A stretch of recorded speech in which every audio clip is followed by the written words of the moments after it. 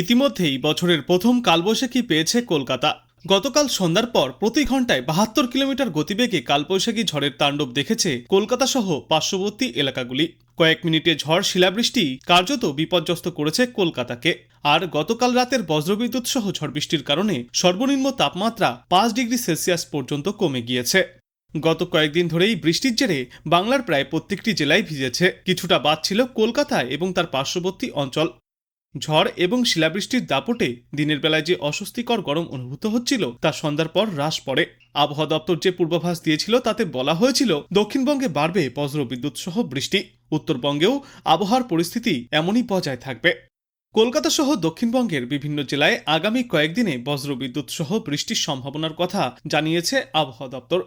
পূর্বাভাসে বলা হয়েছে, বর্তমানে দক্ষিণ পশ্চিম বঙ্গোপসাগর থেকে শ্রীলঙ্কার উত্তর উপকূল হয়ে কোমোরিন অঞ্চলে সমুদ্রপৃষ্ঠ থেকে ৩.১ কিলোমিটার উচ্চতায় একটি ঘূর্ণাবর্ত অবস্থান করছে। তবে স্থলভাগে তেমন উল্লেখযোগ্য কোনো ঘূর্ণাবর্ত বা নিম্নচাপ নেই। আজ দিনের আকাশ মূলত আংশিক মেঘলা থাকবে। বিকাল এবং রাতে বজ্রবিদ্যুৎ সহ বৃষ্টির পূর্বাভাসও রয়েছে। সর্বোচ্চ এবং সর্বনিম্ন তাপমাত্রা যথাক্রমে ৩২ ডিগ্রি সেলসিয়াস এবং ২৩ ডিগ্রি সেলসিয়াসের মধ্যেই ঘোরাফেরা করবে। আজ দক্ষিণবঙ্গের বেশ কয়েকটি জেলায় হালকা বজ্রবিদ্যুৎ সহ বৃষ্টির সম্ভাবনা। ২৪ পরগনা, নদিয়া, মুর্শিদাবাদ, বীরভূম, ঝাড়গ্রাম এবং পশ্চিম মেদিনীপুর জেলার কোথাও কোথাও বজ্রবিদ্যুৎ সহ দমকা ঝোড়ো হাওয়া বইতে পারে। বাতাসের গতি ঘন্টায় সর্বোচ্চ ৩০ থেকে ৪০ কিলোমিটার পর্যন্ত পৌঁছাবে। আগামীকাল পুরুলিয়া, বাঁকুড়া, বর্ধমান, বীরভূম, মুর্শিদাবাদ এবং নদিয়া জেলার কিছু জায়গায় হালকা বৃষ্টির সম্ভাবনা রয়েছে। বাকি জেলাগুলিতে মূলত শুষ্ক আবহাওয়া থাকবে। ১৯ থেকে ২১ মার্চ পর্যন্ত দক্ষিণবঙ্গের একাধিক জেলায় বৃষ্টির পরিমাণ ঊর্ধ্বমুখী থাকবে।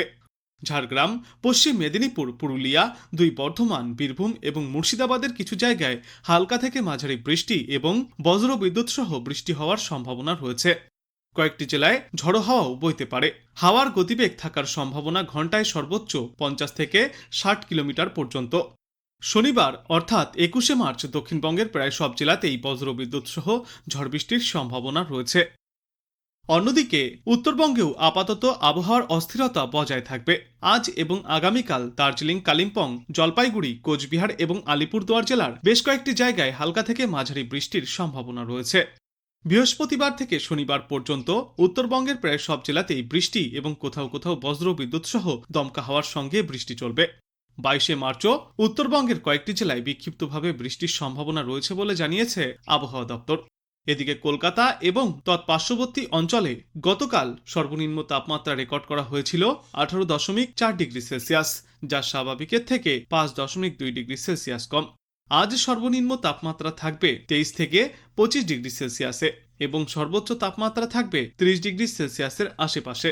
বাতাসে আপেক্ষিক আর্দ্রতার সর্বাধিক পরিমাণ থাকবে ৯৮% এবং সর্বনিম্ন পরিমাণ থাকবে ৪৭%। শুক্রবার পর্যন্ত উত্তর এবং দক্ষিণবঙ্গে আঞ্চলিকভাবে বজ্রমেঘ তৈরি হবে। পশ্চিমের জেলাগুলির ক্ষেত্রে এই মেঘ আরও শক্তিশালী হওয়ার সম্ভাবনা, কারণ ছোটনাগপুর মালভূমি থেকে তৈরি মেঘ ঝাড়খণ্ড হয়ে পৌঁছাবে পশ্চিমা অঞ্চলের জেলাগুলির ওপর। আজ কালবৈশাখীর মতো পরিস্থিতি তৈরি হতে পারে পুরুলিয়া, বাঁকুড়া, বীরভূম, মুর্শিদাবাদ, হুগলি এবং বর্ধমান জেলাতে। কলকাতাতেও আজ ঝড় বৃষ্টির সম্ভাবনা থাকবে। বিক্ষিপ্ত বৃষ্টি চলবে গোটা সপ্তাহ জুড়ে। উত্তরেও জারি থাকবে ঝড় বৃষ্টি। আজ উত্তরবঙ্গের সব জেলাতেই ঝড় বৃষ্টির সম্ভাবনা। বুধবার পর্যন্ত বজ্রবিদ্যুৎ সহ বৃষ্টির সঙ্গে প্রতি ঘন্টায় সর্বোচ্চ ৩০ থেকে ৪০ কিলোমিটার পর্যন্ত গতিতে দমকা ঝড়ো বাতাস বইতে পারে।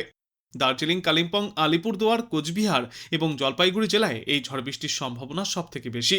আর বৃহস্পতিবার থেকে এই ঝড় বৃষ্টির পরিমাণ আরও কিছুটা বাড়তে পারে।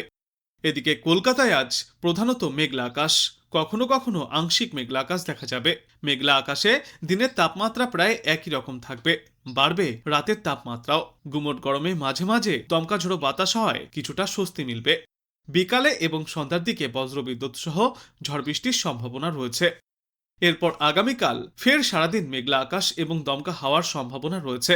সর্বোচ্চ তাপমাত্রা ৩০ থেকে ৩১ ডিগ্রি সেলসিয়াসের মধ্যে থাকবে এবং সর্বনিম্ন তাপমাত্রা থাকবে ২৩ থেকে ২৫ ডিগ্রি সেলসিয়াসে। বাতাসে জলীয় বাষ্পের পরিমাণ থাকবে ৪৭ থেকে ৮৩%। এদিন বজ্রবিদ্যুৎ সহ বৃষ্টির সম্ভাবনা উত্তর ও দক্ষিণ ২৪ পরগনা, নদিয়া, মুর্শিদাবাদ এবং পূর্ব মেদিনীপুর জেলার বেশিরভাগ এলাকায়।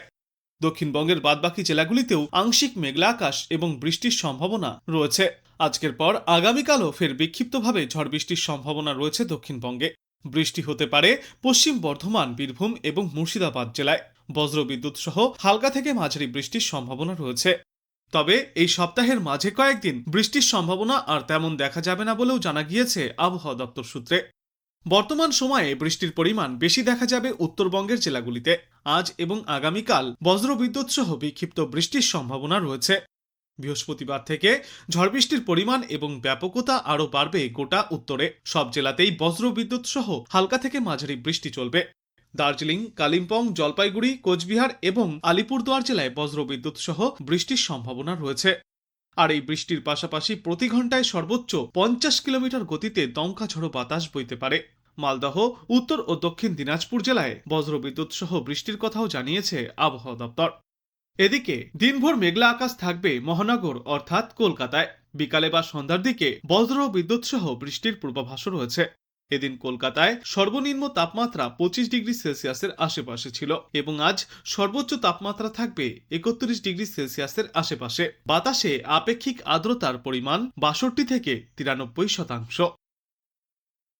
আজ বাংলাদেশ আবহাওয়া দপ্তর সূত্রে জানা যাচ্ছে, রংপুর, ঢাকা, ময়মনসিংহ, চট্টগ্রাম ও সিলেট বিভাগের কিছু কিছু জায়গায় এবং রাজশাহী, খুলনা ও বরিশাল বিভাগের 2-1 জায়গায় অস্থায়ীভাবে দমকা ঝড়ো হাওয়া সহ বজ্রবিদ্যুৎ চমকানো বৃষ্টি অথবা বজ্র বৃষ্টিপাত হতে পারে। সেই সাথেই কোথাও কোথাও বিক্ষিপ্তভাবে শিলা বৃষ্টিপাতের সম্ভাবনাও রয়েছে। সমগ্র দেশ জুড়ে দিন এবং রাতের তাপমাত্রা সামান্য কমে আসতে পারে।